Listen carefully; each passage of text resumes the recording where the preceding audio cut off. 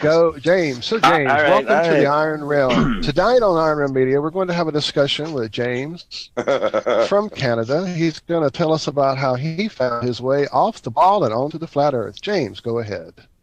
Hello, He's everybody. going to tell us about Canada and all about himself. Correct. Hello, everybody. My name is James. Most of you guys know me as the Full Armor OG. I am Canadian. I do know what I'm talking about. I'm in my late 30s. Late 30s. Actually, I'll tell you some personal details because I think they're important. I'm adopted. I was adopted into a really cool family. I am also a child abuse survivor. I am a cancer survivor, and I'm disabled. In my former life, I used to own and manage like a bunch of companies in like the oil field and like business management related stuff. And when I was younger, I was really interested in things like witchcraft and magic and spells and like kind of what the kids are into nowadays, like with Harry Potter and stuff. And I also was really into video games and played that a lot, and kind of outgrew that and got into aliens and a healthy obsession into Dungeons and Dragons and space stuff and fantasy, and that kind of got into like Lord of the Rings stuff, and that's kind of, I guess I would say, the beginnings of where I kind of had a hankering for knowledge of stuff that maybe I should and maybe sometimes I shouldn't look at. Um, and with what's happened, like in 2014 when I was diagnosed with the cancer, I had like, I mean, it was like life changing. I had a year and a half battle with it. I ended up taking the hard choice and did chemotherapy. I had surgery, and I'm happy to say that I'm cancer free and made it through. But as a result, I'm disabled and deal with nerve damage and leg damage, and I'm not going to be the same. But because of that, it's given me a second chance and a new purpose in life, and that is, to connect with you mates and to get out there and show what's possible and help people to realize that, you know what, the world needs people who are about righteousness and good deeds and who are about togetherness, because they're all trying to pull a big scam on us. They want us to think we hate each other, that we're divided, that everything's rotten, we're running out of room, our food's tainted, we're criminals, and we're all monsters, and we're all going to hell anyways, and we need them. But that's not true, man. And our group proves that. Like, we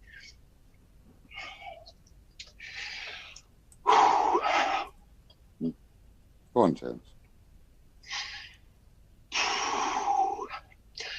there's a lot of darkness out there, and we can make it and show people out there that struggle that there are good paths and good people. And I want to make it my focus now that I have the time to show people that there's hope and there's a difference and there is a reward in doing righteous things. And I'm just thrilled to be a part of the realm. I started looking at conspiracy theories like after I got into aliens, like JFK, then aliens and other planets, and then from there I got into a little bit of the more serious stuff, like Satanist stuff.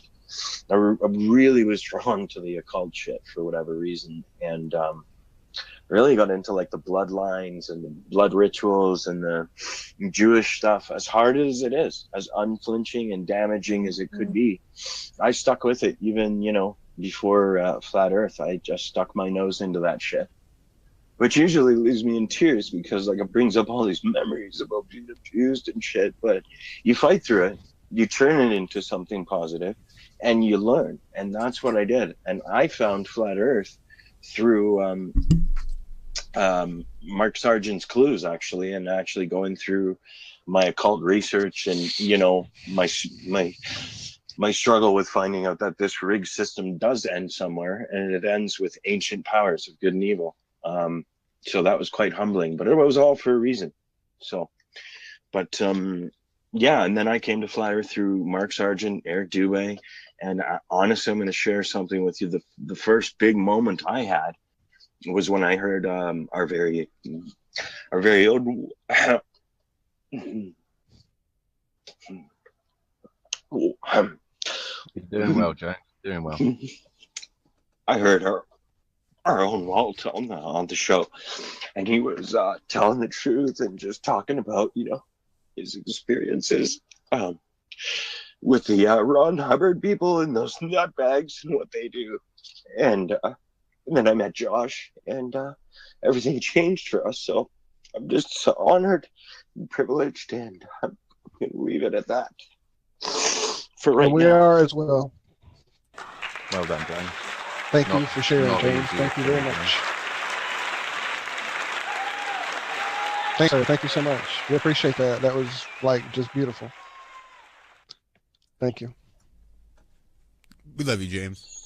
Found quite a bit of strength through this experience we've all had, finding other like-minded people with different paths that have all kind of come together on this same, and hopefully get some ideas of truth out there that might make other people look at the world around them in a different way. Absolutely. That was good, James. It was. We love you. Thanks, guys. Love you too, man. All right. So I think, Walt, you are up next, good sir. Well, who can follow that? My goodness. Only you, my brother. Good luck. Only you. Well, I'll go up. Don't worry, me. do what, Rob? I'll go up if you don't want to do it. No, go ahead, Rob. I feel like I talk about myself way too much here. Go. Yeah. All right. Well, I started looking into the different side of life. I guess the conspiracies, probably about 2008, when I'm a truck driver. I'm 21 years old. I was driving along the truck and I heard Charlie Sheen talking on Building 7 on 9/11, and I didn't know what the hell he was talking about. So I went home that night and I obviously Googled and YouTubed 9/11 Building 7, and I couldn't believe what I was seeing. No, not many people knew that Building 7 fell over, anything about it, you know what I mean? And I showed my dad Building 7, and he just brushed it off, and anyone else I ever sort of showed, they brushed it off, and I couldn't believe that people were just brushing this stuff off. This was a third building that had fallen over, and I still can't believe that it hasn't come out, that whole storyline was just shit. So I got to thank Charlie Sheen for getting me into it. And then I moved on to, while I was looking into that, Sandy Hook happened, and that was a really, really big deal. And then the Boston bombings, and that was a really, really big deal. And through the Boston bombings, I found a YouTuber called Deep Inside the Rabbit Hole. Has anyone seen him do anything of late? But he's gone missing. He was very, very... You're right. Dave has been gone. Yeah, he's very, he make his short little 2-minute videos and 3-minute videos, lighthearted sort of stuff. He was probably one of my favorite ones. And he did a big thing on Boston. So that's how I got into Dave. And then in early sort of 2015, he started posting a few videos on the Flat Earth. One from Dave Murphy especially. And once again, I couldn't believe what I was seeing. And then Jaron got into it, and he started posting a few videos of people with cameras zooming in and out of ships that were on the ocean. They weren't going over the horizon. I suppose that was the one for me, where I could see them zooming in on these ships, and I wanted to do it. I didn't have enough money to buy a camera. Now I have. I've got my camera, and I go out down the beach, and I do all that stuff myself. You got to prove it to yourself. You can watch all the videos in the world, but if in your own heart you still question things. You still go, nah, it can't be right. You got to get out there and you got to do things yourself, like the moonlight experiment, like the ships not going over the horizon, focusing in on things that shouldn't be focused in on is one of the best proofs you can do.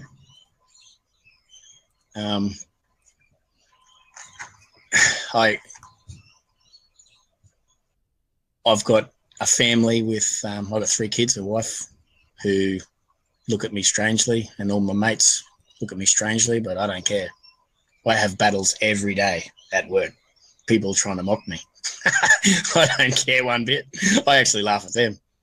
I laugh at them. I think it's funny. NASA. I show them videos on NASA all the time. Just the shit that NASA put out. E.g. Falcon. I think who does the Falcon, the backwards rocket onto the ground? Who does that?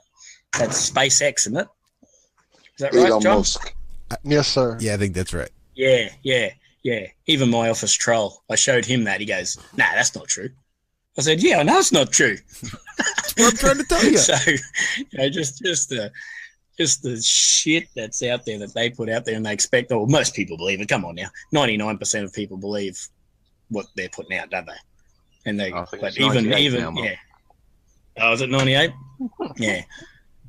So, I'm not religious. Everyone knows that. Ain't nobody got time for that. I believe I probably believe that there is a God now. I was an atheist. I probably believe that we have a creator now, but I'm not going to spruik on about that. I can't see him. He doesn't help me. He's never helped me. I've had tragedies in my life that he didn't help me with, so I don't believe that there's anyone up there looking down on us. That's something I just can't get into. So I go for visual proofs, like the gyros, like I go down the beach with my camera, like watching the sun, watching the moon, because they're all visual. You can do little things yourself with all those little, getting your own equipment and doing things yourself. That's what I love, and you'll hear me go quiet when we're doing these hangouts, because if we're not doing visual stuff that I can contribute into, then you might hear me go a bit quiet. Yeah. So that's probably me. Any questions? Nice one, Rob. Nah. Nice, Rob. Thank you, sir. Thanks, Wow. Rob. Thank you. Cheers, bro. Am I next?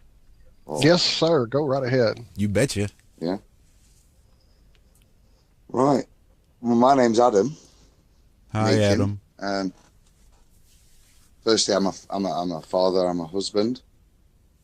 I've got 2 wonderful kids, Leo and Archie. Hence my Twitter feed at Larchio Red. Professionally, I'm a pharmacist. Registration number 2046169. I've been qualified for. Kind of dawned on me. I think I've been qualified 20 years. In the next few months, so quite a while.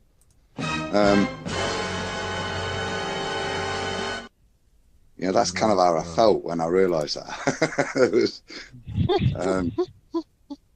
I'm a superintendent pharmacist as well, so I'm responsible for the actions of other people that work in some of the shops I run.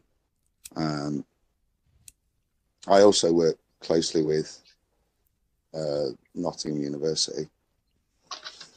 I help in the development of the MPharm program, so the development of future students, both here, abroad, internationally, both in China, Malaysia. I'm also involved over there. And I also do some consultancy expert advisor work for a forensic pharmacy company. So giving advice on legal cases with regards to certain pharmacy-specific laws. So I was going to ask. That's kind of what sorry. What exactly is forensic pharmacy? I've never heard that. Okay, so if you've got a legal medical case coming up, I took this drug and it did this X, Y, and Z, or this doctor gave me this and this happened, etc. So I will advise pharmaceutically and pharmacologically on some of the accusations and validity of such thing to a company that then provide that advice to the court, if you see what I mean. I do. That's really interesting. That's cool. Yeah, so geeky stuff, you know. So that's kind of what I am, what I do in terms of work-wise. Like I say, since I qualified, obviously, it's I look at other stuff as well, and shortly after qualifying, you know, with my friends who are in different careers, we started looking at science, dinosaurs, all sorts of evolutionary questions, sitting around playing on our PlayStation late at nights and having chats and looking at spiritual stuff as well, because from an early person I'd been, well, from a child I brought up in a evangelical kind of way and rejected that, as probably most teenagers do, and as a young man. And like Rob, I'm devoid of religion now. I consider myself spiritual, but I would say devoid of a religion. I lead my life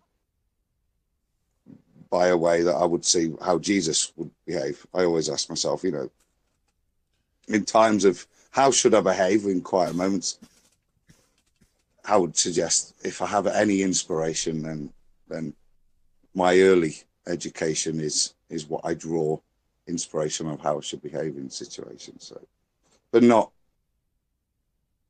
any real doctrine of stuff, and have some good debates with Christians and upset some good Christians as well sometimes. So that was kind of it. And, you know, on a separate issue, stuff that I've kind of started to do in the past sort of 5 or so years has been looking into alternative health and starting to provide a more rounded opinion in the profession that I work in. And that's developed and started to lead into more civil activism and roles in some supporting of good causes and the likes recently. And that was the causative factor that got me into flat earth. A gentleman called Kai Holloway, who's an amazing guy, and a shout out, his Twitter feed's at Kai Holloway's, does amazing thing for everybody but himself, a real top gentleman. I think John will probably hopefully testify to that later on as well. Doing a lot of stuff for people that have come back, ex-vets, as I think as Americans are called them, and the likes, and lots of other people in many walks of life, a real gent. So after meeting him and starting to work with him a little bit, one crazy night, this man I really respected just sat there and told me the earth was flat. So I laughed at him. And being the geek that I am, didn't really say much that night, but then set out on a mission to show a good man that he was being daft and foolish. And I suppose that's where I am today. So thanks, Kai, first of all.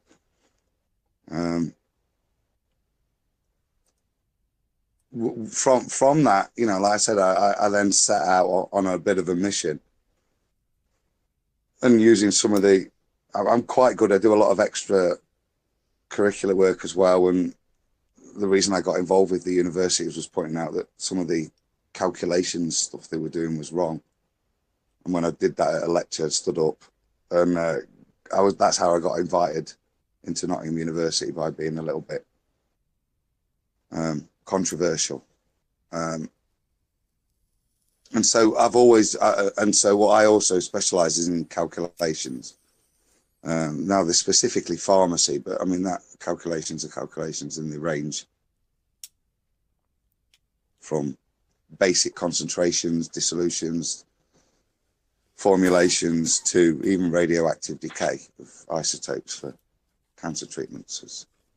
So you can calculate what person, you know, if something's decaying radioactively, it's been a while since I've done those sort of things, but so calculations and maths is not it's my pharmacy forte. I wouldn't say I was a mathematician.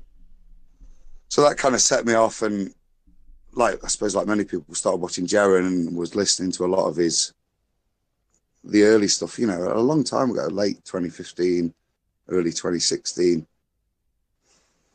looking at the curvature kind of ponderances of stuff, and got into a lot of maths, which I suppose we may get into a later date, but developed a few formulas, was cocky, confident, reviewed them, still cocky and confident, met Rob, cocky Australian, destroyed all my confidence in my formulas, and really applied a lot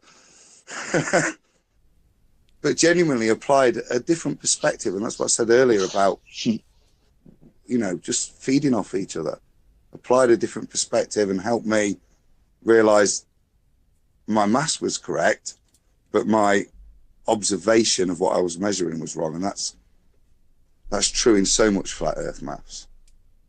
And that then led me on to a different way of trying to do ball earth curvature, which I'd love to get into another time in great detail. So I'll just surmise here just to say it's rather than using the approximations that everybody uses, whether that be an approximation to a curve which doesn't fit but only within a certain region, which is the 8 inches per mile squared formula, or whether you use the Pythagorean theorem, which is, measuring triangles into space and extrapolating them down. I tried to develop some maths that was both representative of the real Earth and what we experience within a global paradigm, which was very difficult because everything you see and do as you try to do that corrupts what you're trying to do. So I ended up using trigonometry and vectors, and the equation that proves pi is correct using an infinite-sided polygon to derive a way of expressing how you can travel across the globe, and therefore at any point calculate how much drop you have experienced after walking across the circumference of the ball. This was related to what you did on the Earth, not what you measured in space, or what was very close to a ball, but was a different formula and only worked within certain regions. Hey, Adam, how close, when you finally got your what you believe was to be correct, how close to the 8-inch formula were your figures? Off. They were they I would suggest that the 8 inches is an underestimate, and probably this is a good segue because it links perfectly in that it was a much closer match. Mine were metric, everything's metric, but it was a much closer match to John's 16-inch measurements. No, I just thought I'd quickly ask that before I forgot later on. I know it was a smooth segue, mate. It was a smooth segue. You've learned.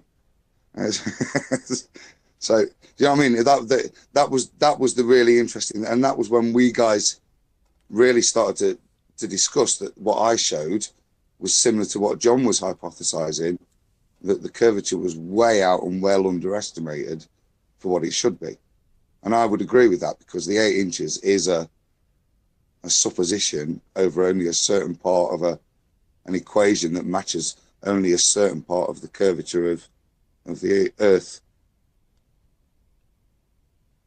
It's hard to explain without graphs. But yeah, so that was me, guys. That's kind of, I then basically met up with you guys. We started working together, and saw we were of like mind. We joined together, and I proudly say I'm a member of the Iron Realm. You are indeed, brother. Woohoo! Yeah, fantastic. And hopefully this is just the beginning, as far as I'm concerned. we've got a great platform, not just for us to air our views, but hopefully to invite other people in, as we say, to contribute. And that's the key for me. I'll engage with anyone, but let's contribute, not be silly. Contribute, don't dispute. Yeah, that's a better Nice. phrase.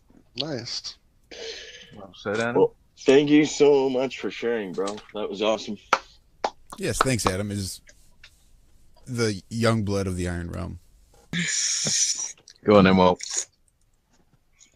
Well, I myself have always been interested in looking at the other, if you will. Even as a young child, I guess I looked into a family that was always talking, reading, looking at everything in the world. I mean, from archaeology to geology to geography. I constantly had encyclopedias in my lap as a child, even before I was in school. I loved to find out about the world around me. So that continued on through school. I always was the one questioning the reasons why we had to repeat these answers back instead of just repeating the answers back, which got me in a lot of trouble and had my mom and family up at the school quite often in conference with the teachers, wondering why I was always asking so many problematic questions in class. But that continued all the way through college. There were always questions in everything I was looking at, from the astronomy models that we were given, the heliocentric models, some of the things not adding up, to like I had mentioned on some tweets earlier just this afternoon, and we talked about the circle of clouds around the moon that seem to repel away, and that just doesn't add up from a moon 238,000 miles away. No one could ever give me a great answer for that. And I'm not talking about an ice ring around the moon. I'm talking about clouds going into a circle around the moon, being dissipated and becoming part of that cloud circle. I've seen it happen hundreds of times. If you watch the sky as much as I do, you'll see it yourself. Anyway, so I found all kinds of interesting topics to study. I got into ufology at a very young age, and then as an older, just really got serious about it, started going to conventions, met a lot of people who are, known in the field, if you will, Whitley Strieber, Stanton Friedman. I got to know personally Lloyd Pye, whose book on just cannot work was something I also learned as I was a biology major in school. Biology teaches you quickly that what we're showing is evolution just can't hold up, not with the fossil record that they present anyway. But took that idea and kind of meshed it with the Sitchin idea of the alien creator gods, if you will, and that kind of got me sidetracked on that exploration for some years. And then it just started falling apart. I started just seeing too many inconsistencies in those ideas. I mean, here's this advanced race that can genetically modify monkeys and turn them into human beings, but they have huge stone platforms built for rocket technology. That just doesn't add up to me together. Those just seem to be two different technologies. It just didn't hold up. And I started asking questions of these people, and it just started falling apart, and I stopped going to those conventions and stopped communicating with those people. In fact, not long ago, well, I say not, it's probably been close to 7-8 months ago now, I called into a show that Stanton Friedman was actually discussing flat earth briefly. I think he kind of got railroaded into that discussion, it seemed, from his reactions on air. I don't think he was quite prepared for the questions and stuff that we threw at him, but I don't think he's going to be a person that's going to come around to the flat earth idea. It definitely tears apart his whole alien mythology that his career is built upon. So, and it kind of does that with the whole ufology field. So a lot of people I've contacted in that area to see if they are interested in talking about any of this. They're all too clinging to their space myth to ever, see flat earth as a possibility, which seems to be the case with a lot of people who are science fans, space fans. I myself was a big NASA fan growing up. I watched the first moonwalks, and I didn't miss one at all. I watched all the shuttle missions. heard all the promises of us being on the moon for lunch coming up in the 80s with the shuttle missions, and then that didn't happen. In fact, as I watched people constantly, well, not constantly, but when I watched the second group of people allegedly get killed with the shuttle missions, I kind of stopped watching all that thing. And then suddenly, boom, we have a new thing in the sky over us, an ISS that nobody can seem to come up with any video of being built, incidentally. But I just saw some of that footage and laughed at how ridiculous this science they were doing, you know, colored balls of water and bouncing each other around. And, you know, that doesn't look like science. You know, we did more science than that in my 5th grade science class. So I kind of started fading away from watching NASA and being a part of the NASA thing even before Flat Earth. But once you get into Flat Earth and then start going back and looking at NASA and looking at footage and looking at it with a skeptical eye, it just falls apart. And it's easy to do. You don't have to watch Tinfoil Hat Joe dissect the moon walks. You can go back and watch, you know, ABC presents Man to the Moon yourself. It's on YouTube, and watch it yourself and see what it looks like to you. So anyway, I got on Twitter after I started feeling that this whole flat earth thing just wasn't going away, and I could see the truth of it, and it started opening up a lot of other lies and a lot more questions, and the rabbit hole didn't seem to have a bottom. I found you guys one at a time. John, I think you and I and James were all and Rob were all pretty much hanging early on in this whole Twitter madness. We've been in and out of quite a few little groups trying to get something going, like we are now with the Iron Realm. And then we quickly found Josh and added Adam here recently, and I think we are quite a formidable. We have all brought an interesting mix of talent, and as we're all seeing now, an interesting mix of backstories that got us to this point. All of us have a tendency to think a little outside the box, and that definitely helps in this flat earth knowledge. Nice Well, one, Walt. well said, brother. Thank you. Good stuff. All right, John. Now go, John. No, I'm kidding. I don't mind. I'll wet her on for a bit if you want. Who am I? John Savage. Yeah, let's talk about the name for a start. Sovereignty is something I looked into very early on in the law movement, which I'm sure Adam's probably quite familiar with as well. And yeah, I regard myself as a sovereign individual, and as such, I have sovereignty over my name. So I can call myself what the hell I want, and I can call myself something different tomorrow and something different yesterday. But I'm John Savage, but my government may not agree with me. So take that however you want, basically. But yeah, where did I start? Always an inquisitive kid, always getting into trouble. Always been in trouble from day one. My own parents didn't think I was going to live past 18, so that was always a good start for me. Banned from Sunday school for asking silly questions, apparently. Banned for the Cubs for similar offences. Didn't do brilliantly at school. Academically, I came into myself when I realised that if you didn't do well at school, you were going to get a shit job and not have any money. So I very early on, found the motivation of money as a means to bettering yourself, and as such, decided to buckle down and get on well at school. I was always testing things as a kid as well. You just wonder what you could do with an air rifle, and what would happen if you shot it through a pear, and things like this. And unfortunately, it blew the pear apart, but it also went through the fence post and hit the neighbour. So that wasn't a good start either. Always testing things, getting in trouble with that sort of thing, cutting myself with knives and glass and all sorts of stuff. So it was a bit of a nightmare, apparently.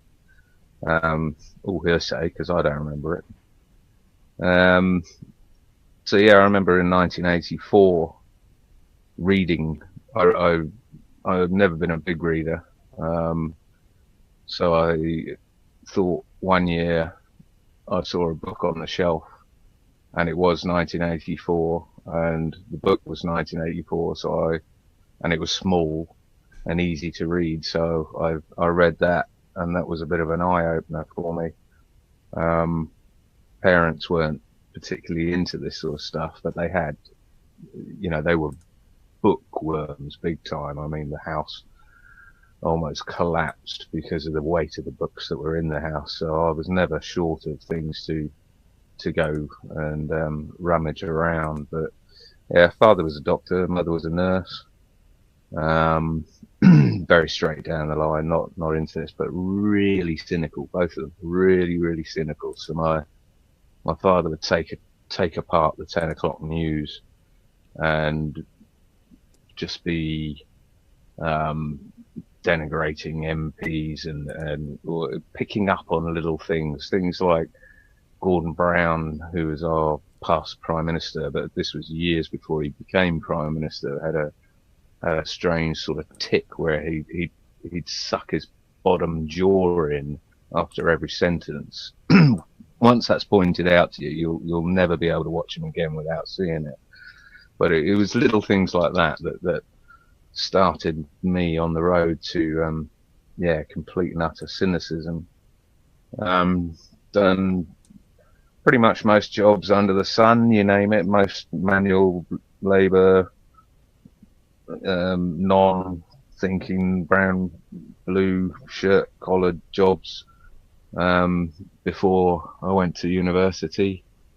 Did a law-related degree at university, got sucked into that, and saw the corruption within the university bandwagon, and that woke me up again. I went on, did nothing in law because there were no jobs. I was sold a funky degree that was law related in another, in a not sort of orthodox area of business, and there were absolutely no degrees, no jobs available. I think out of 300 or 400 people that did the degree, only my best mate was the only one that went into that industry intended for the degree. So that was a complete sellout again. So I did what everyone else did and went into IT, and my insatiable greed for money propelled me up the ladder in IT in central London, not the city. I never worked in the city because you just didn't get jobs in the city unless you had the right financial background in order to work on the city firm, on their systems, which I always thought was strange, but now makes perfect sense. So I got to the ranks of IT manager of an international company, and we had offices in Milan and Hong Kong, Malaysia, Australia, all over the place. So that was sort of reached the pinnacle there, and was looking for directorship, which I couldn't see coming very, very quickly. And then 9/11 happened, and I remember I was sat at home. Was it 2001? I just spent. Well, I didn't. I bunged it on the credit card. A £4,000 plasma screen. I think it was 42-inch plasma screen thing. And I remember having the estate agents around because I was trying to flog the flat. And I had this running in the background. I was working from home and could see this building on smoking out the corner of my eye, and I thought it was a documentary on Chernobyl for about 2 hours. And then I looked at it and I was like, what the hell is this? And turned it on, and it was literally about a minute before the second CGI plane flew into the building, and yeah, from that moment I was like, what is going on here, and started looking up and found Alex Jones and fell into that rabbit hole for years on end. Yeah, and that woke me up quite a bit. So I decided the money aspects of things wasn't making me happy. London wasn't making me happy. I just met my wife to be, and she was pretty happy to leave London as well. She was a good Australian girl there, Rob. And so we left London, jacked it all in. We're all good, John. Yeah, absolutely. Yeah, packed everything up, bought a van, moved down to the country where I'm still now, and fell into a job becoming a cook in a pub that was quite renowned for good food and was named by, well, celebrities were there quite often. It was really out in the back, out in the deepest, darkest depths of Dorset. And so yeah, we'd have all sorts of different personalities coming in with their dogs and eating and all that sort of thing. And I absolutely adored the job because I wasn't in charge. I'd given up being the manager. I was sick of being in charge of people. I was sick of having the buck stopping with me. I just wanted to do a job where someone was telling me what to do, and all I had to do was sit and do it. And that's what cooking brought to me. So I had a fantastic head chef, rosetted, award-winning head chef, who taught me from scratch. Because I mean, Josh probably knows how difficult it is to get keen young cooks that are capable and willing to learn and be told.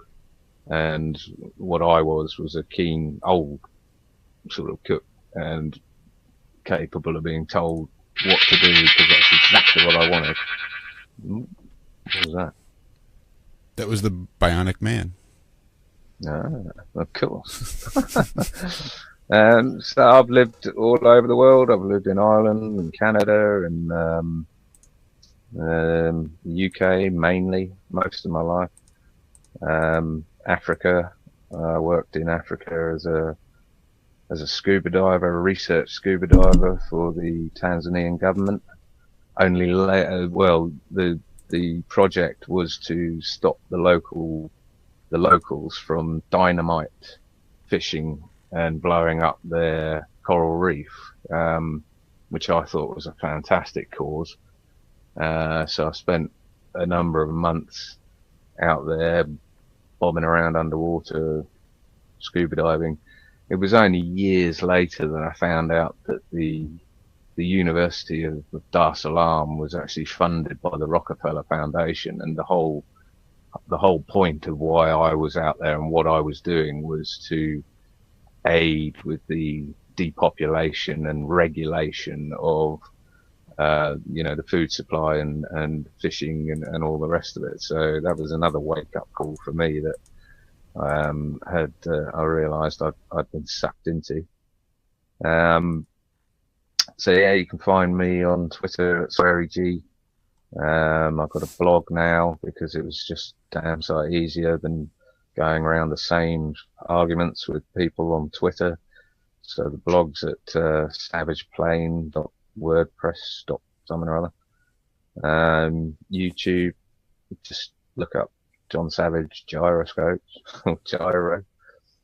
So yeah, I went from. I mean, I suppose my awakening really has been my whole life. It's all the way through, from having a dawn raid at 13 for being the ringleader of a party that I wasn't even at, because I was already grounded for doing something else. But having the copper sitting at the table cracking her knuckles, and then me having a personal tour of the cells at the police station, and my mum and dad sort of, you know, nodding away, going, yeah, that's fine, even though I hadn't bloody done anything. So that sort of woke me up, and then woke up to, you know, the government and voting, and seeing my mother going from yelling at the TV because the Tories were in power, and then thinking, okay, well, then Labour got into power, and seeing her carry on yelling at the TV because Labour had backstabbed her, and what we need is a Tory government, and seeing the Tory government come in and vice versa, and then the Labour government, and nothing getting any better, and you know, everyone else just sitting there yelling at a screen. It just put me off. I mean, I've never voted ever, and you know, people have arguments for and against that, but I'm never going to vote in an election that will be the choice between two evils, the better of two evils. That's not a choice to me in the slightest. That's a veil being drawn over the slaves' eyes to convince them that they have some sort of control.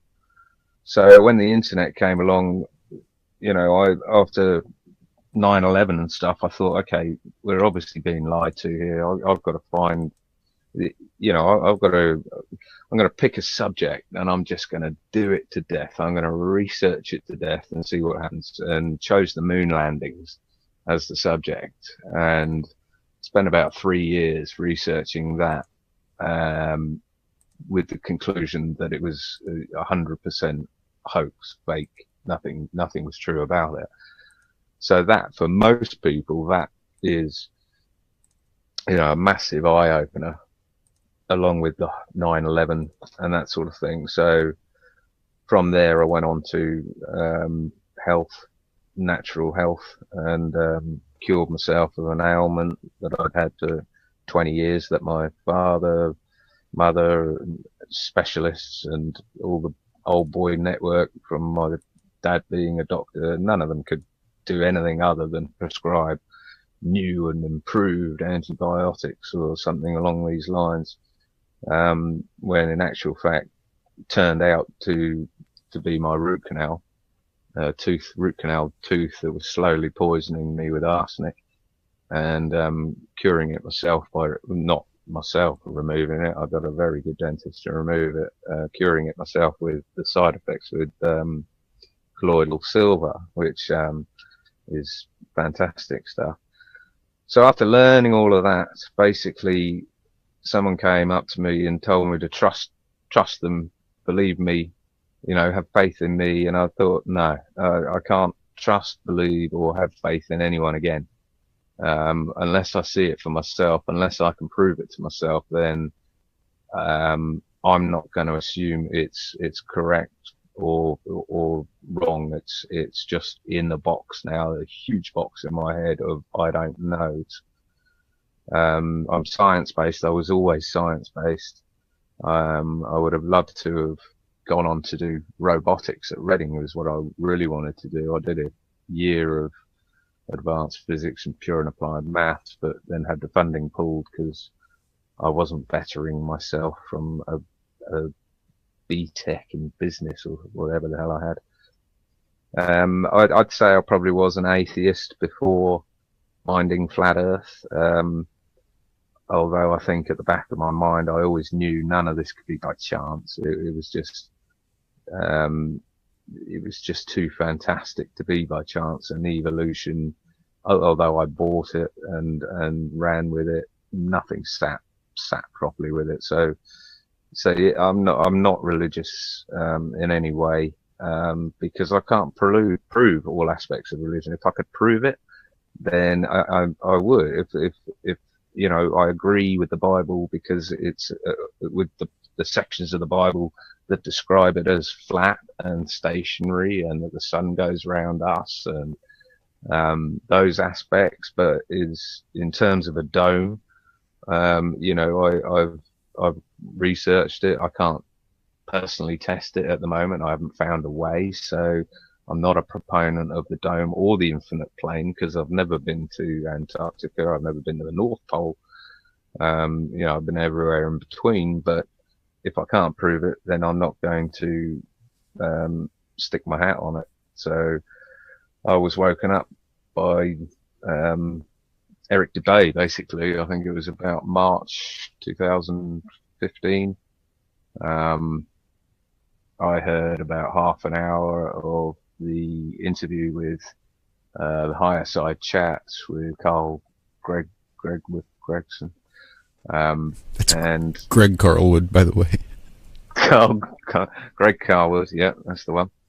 And that was it. I think within half an hour, I just smacked myself in the head, face palm, gone. Of course, that's it. Everything fits out. I already knew at that point the moon landings were fake, but I never knew why. And this provided an absolutely explainable reason for the whole thing. So it was Dubay and Powerland with his pictorial painting stuff that really woke me up. And then enjoyed listening to the Ball Earth Skeptics show with John LeBon and all the other crew. And My Perspective, Rory, with his fantastic 3D graphics, or his graphical programs to explain it. Rob Skeever from the religious biblical point of view, and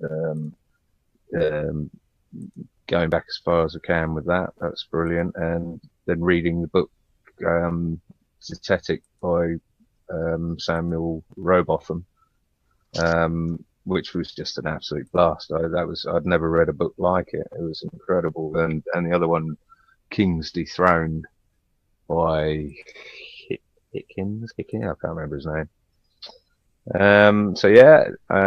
That's pretty much got me to this point. Almost solely on Twitter, almost full time every day. And I'm a very, very proud member of the Iron Realm panel. Thank you guys for having me here. As long as I'm welcome, I'll be here. I think that's about it. Unless you got any questions. Don't ask me when I shagged my wife again. I remember. Yes. Last week it was IRM after hours apparently. But man, that was a great. Wow. You've been through some amazing things and have experienced some amazing stuff, brother. But we got one more to go, and John, that was amazing testimony. Thank you so much for sharing that. Cheers, bud. So I think we have one to go, right? Yep. Nope. Yeah. Not on Walt. I did enough, I think. Not Walt, sorry. Yeah, Josh could go. I mean, Unreal. we could all go hours, I'm sure. No, I think that's been an episode of Iron Realm Media. Everybody have a great night. And we'll see you next week. This guy. Technician. This guy. I thought the light show was about to begin. This would be boring anyway, so switch off, everybody. Good night, everybody. Yeah, there's nothing to see here, for real. I'll try to keep this relatively quick. My kid's kind of upstairs wanting dinner, so I got to go grab a pizza here before too long.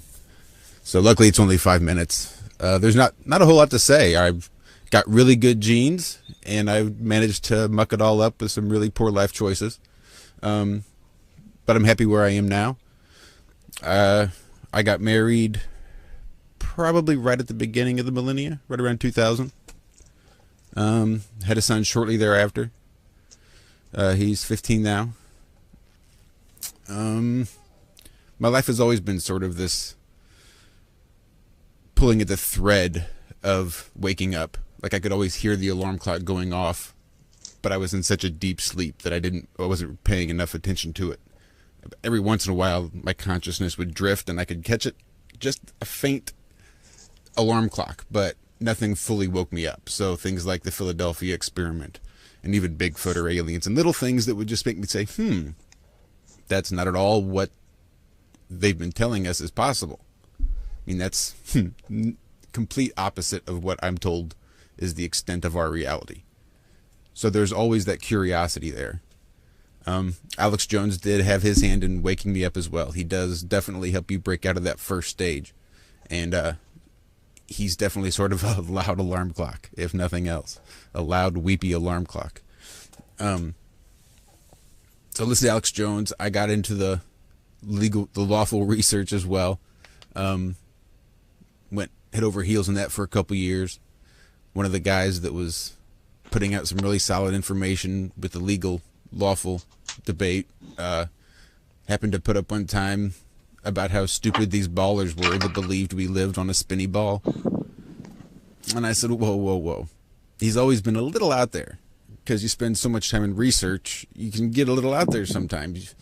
You know, you do tend to get a little Asperger if you don't get out and socialize every once in a while. So I just thought maybe he'd gone a little deep in... Adam, can you mute? There you go. I was going to say, if you don't get out and socialize, you can tend to drift away and become unrelatable. So maybe I thought that's what had happened with him. This flat earther's no possible way. This was right at the end of 2014, I guess. It was before the clues came out. So there was Eric Dubé, and there was maybe a handful of others. There wasn't really anything out there. So I'd say by January, I was a flat earther. By 2015, I was definitely a flat earther. Right at the end of 14 is when it kicked in for me. Let's see, what happened after that? Not much. I've been divorced. Probably going on 8 years now. So that's always fun. Just to clear that up so that I'm not still married. Been with my girlfriend about 4 years now. What else? You know, we talk about this all the time. I never actually anticipated having to do it. It's true. You're doing great, man. I don't know. We'll just jump right into the phone calls. I guess that's the only thing worth really mentioning that's been happening in the last decade or so in my life. But, when B.O.B. and Neil deGrasse Tyson got in their Twitter battle, and Neil deGrasse went on television and dropped his mic saying, hey, look, it's gravity. This is why we live on a spinny ball. Here in St. Louis, our afternoon drive time has the top radio show is a talk radio show for like a conservative talk radio station. And they brought up the story talking about Neil deGrasse Tyson coming on the TV and the whole Twitter beef. So I wanted to call in just to let them know that Flat Earth just isn't easily dismissed. I thought that would be about the extent of it. You know, 10, 15 seconds from their callers. That's about it. They give you the boot. They'll talk about it for a couple minutes and move on. You know, it's a radio show. But they had me on for an entire segment, I think, or two, and then invited me to go in.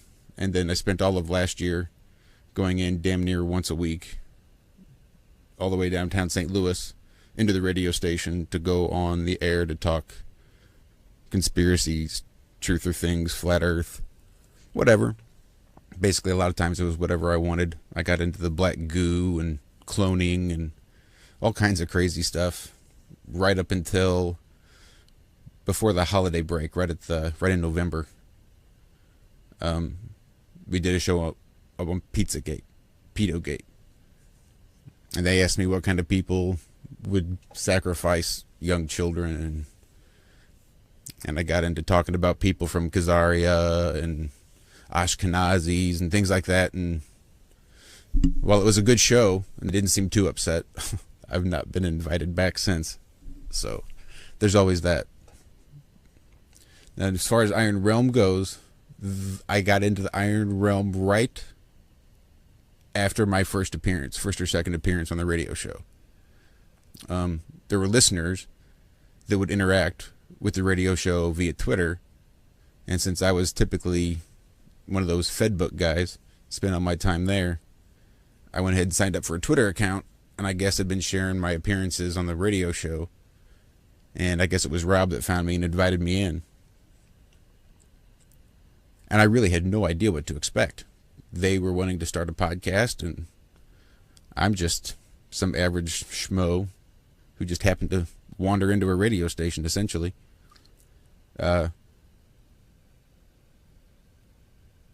turns out they weren't even anywhere near starting a podcast. They were just a bunch of guys talking about what fun it would be. But we spent the next year trying to put our skills together and see which way we could best utilize everyone's individual skills. And we are what we are because of who we are. And I think it's turning out wonderfully.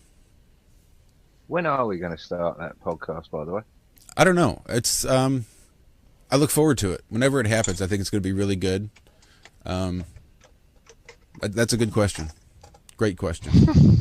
We're not rushing things, are we? We like to do things at a pace. I think whenever it happens, it'll be a slow evolving process anyway. So don't worry about it. That was lovely, Josh. Well, sorry, thanks. you probably hadn't finished. Oh, I was done before I started. Great stuff. Great stuff. But no, I've made all It's sorts of bad interesting how- choices. So anybody wants to know what sort of bad choices I've made damn near all of them. So I'd be more than happy Tell to. us. Oh, like what? I mean, I've really done all sorts of. I mean, as a young father, starting out with the new child, I was a horrible father. I was a horrible husband. I was a horrible son. I was a horrible brother. I mean, I could talk about all the horrible things I've done. I really have no problem doing that anymore. If you really want to hear it. Let's focus on how big a heart you have and how great a guy you are today. Oh, dude, it's amazing. I've gone through some All changes, the that's shit for things sure. I've done, though, I wouldn't change any of it. It's made me what I am today.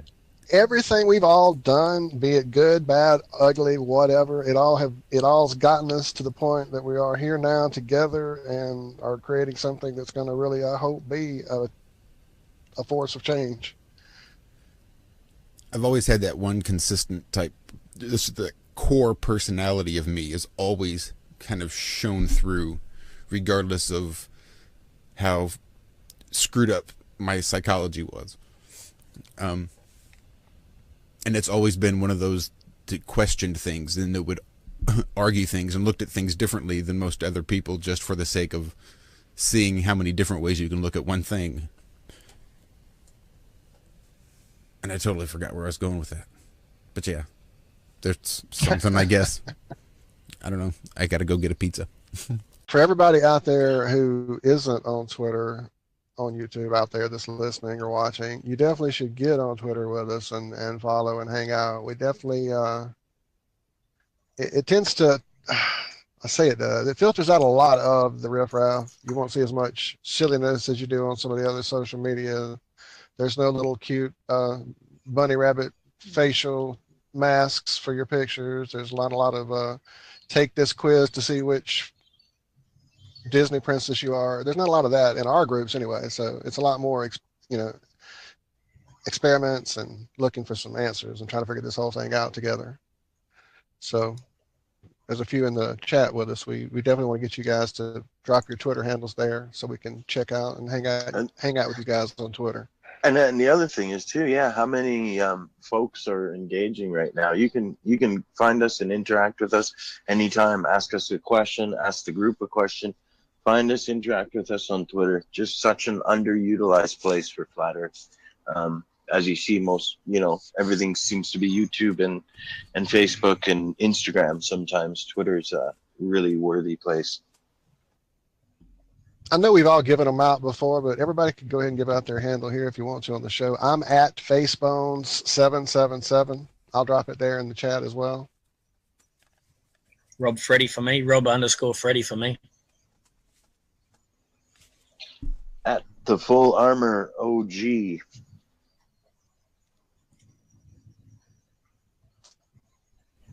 At JR Corey 77. And he's back.